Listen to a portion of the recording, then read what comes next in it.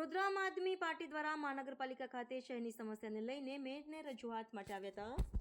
આમ આદમી પાર્ટીના મોરચાને જોઈ પાલિકાની મુખ્ય કચેરીના દરવાજા બંધ કરી દેવામાં આવતા મહિલાઓ પણ રણચંડી બની દરવાજા કૂદીને પાલિકા કચેરી તરફ દોડી।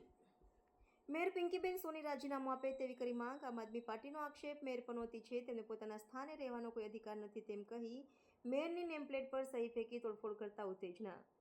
વડોદરાની સમસ્યાને લઈને રજૂઆત માટે આવ્યા હતા આમ આદમી પાર્ટીના નેતાઓ અને કાર્યકરો। મેયર પિંકીબેન સોની વડોદરામાં નહીં હોવાથી કાર્યકરોનો પારો આસમાને। મેયર પિંકીબેન સોની પનોતી છે, જે તે જ્યારથી મેયર પદે આવે છે ત્યારથી વડોદરાના નાગરિકોની સમસ્યા વકરી હોવાના આમ આદમી પાર્ટીના આક્ષેપ। ટોળાએ મેયર કચેરીને બાંધમાં લઈ ઓફિસ બહાર બેસી જતા ઉત્તેજના।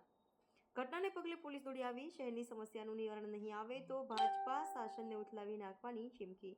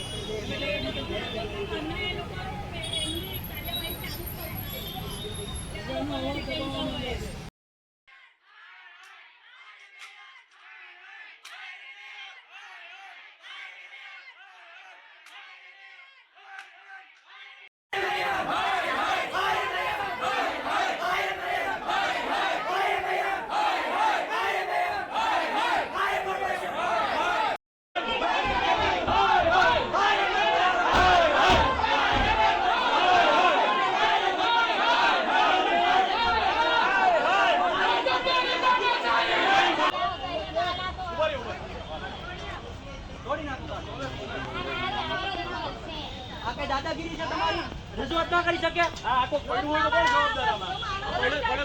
તમને